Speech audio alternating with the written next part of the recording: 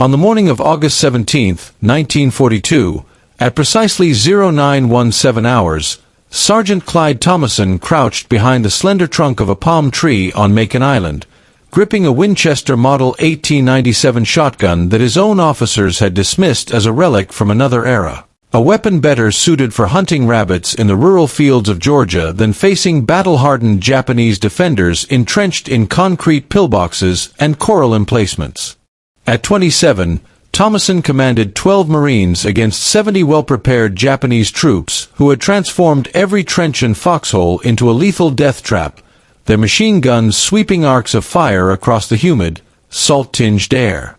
The shotgun he carried, loaded with 5 shells of double buckshot, each containing 45 steel pellets, was capable of turning a confined space into a scene of rapid, indiscriminate slaughter, yet he had never fired it in actual combat.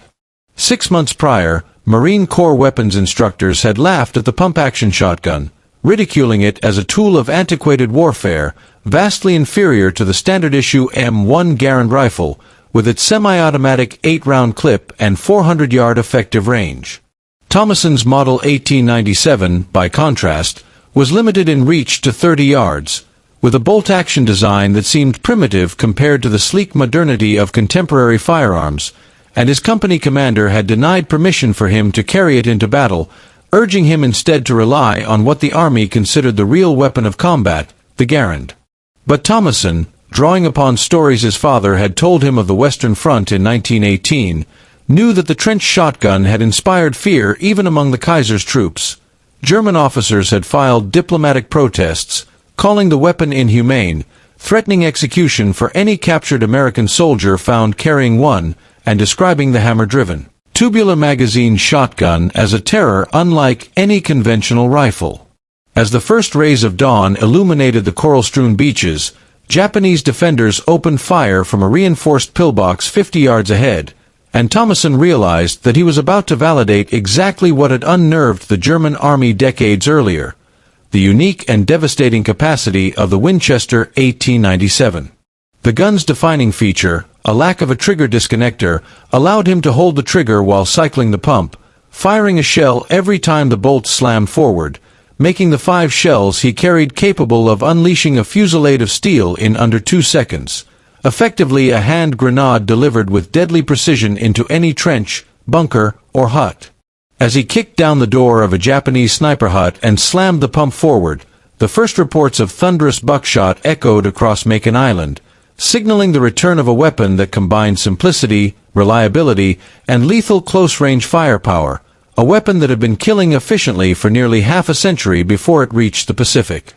John Moses Browning, who had designed a shotgun in 1896 for American sportsmen, could not have imagined that his creation would evolve from civilian hunting tool to a decisive instrument of jungle warfare. Yet by 1914, with the outbreak of World War I, trench variants with heat shields, bayonet lugs, and 20-inch barrels were being issued to doughboys in France, equipped with 6-shell tubular magazines and capable of projecting a 3-foot-wide cone of 9 steel pellets per shell, effectively neutralizing German squads advancing shoulder-to-shoulder with bayonets in narrow trench confines. German officers were horrified, filing protests to Washington claiming that such weapons violated the rules of war, while the U.S. Army continued to supply shotguns to the front, proving in combat that a single slam-fire shotgun could stop an entire enemy squad in seconds. Yet after the armistice in 1918, the guns were relegated to storage and guard duty, deemed obsolete for the long-range rifle and artillery warfare anticipated in future conflicts. The attack on Pearl Harbor on December 7, 1941, and the subsequent Pacific campaigns proved the Army disastrously wrong. The islands of the Pacific were returned to close quarters fighting reminiscent of the trenches of France, where dense jungle, coral ridges, caves, and honeycombed bunkers made the reach of the Garand less decisive, and rapid, suppressive fire became more critical than long-range marksmanship. The formation of the 2nd Marine Raider Battalion under Lieutenant Colonel Evans Carlson at Camp Pendleton in February 1942 demonstrated a prescient understanding of this dynamic. as Carlson studied guerrilla tactics in China and equipped his men not only with Garand's and Thompson submachine guns, but also with a limited number of 12-gauge shotguns, including inherited Model 1897s and the newer Winchester Model 12, recognizing that the slam-fire mechanism, absent on all standard rifles, would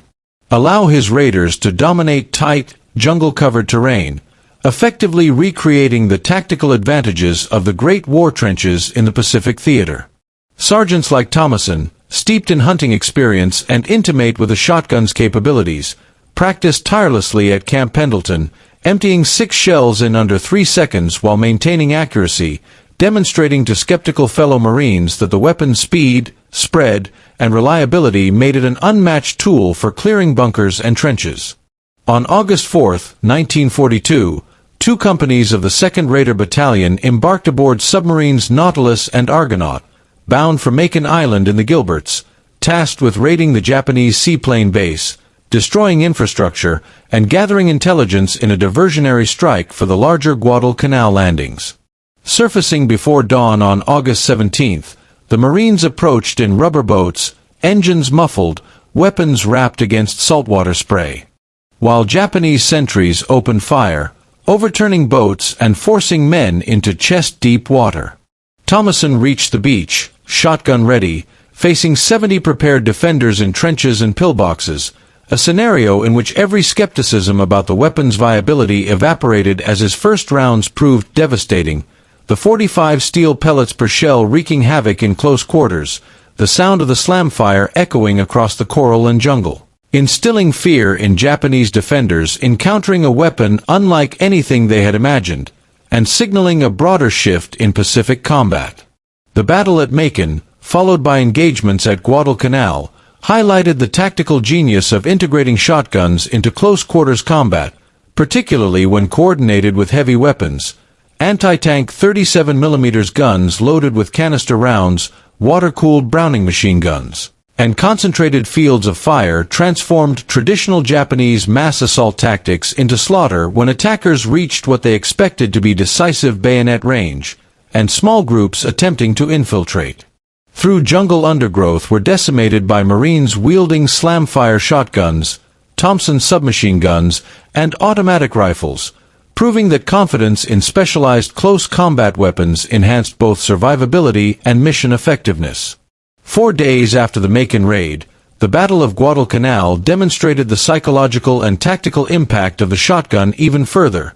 Colonel Kanowo Ichiki's elite 900-man regiment advanced with precision under the belief that sheer courage and bayonet charges could overwhelm American lines, only to be decimated on the Ilu River sandbar by canister rounds from anti-tank guns, overlapping machine gun fire, and the methodical, lethal efficiency of shotgun-armed Marines clearing infiltrating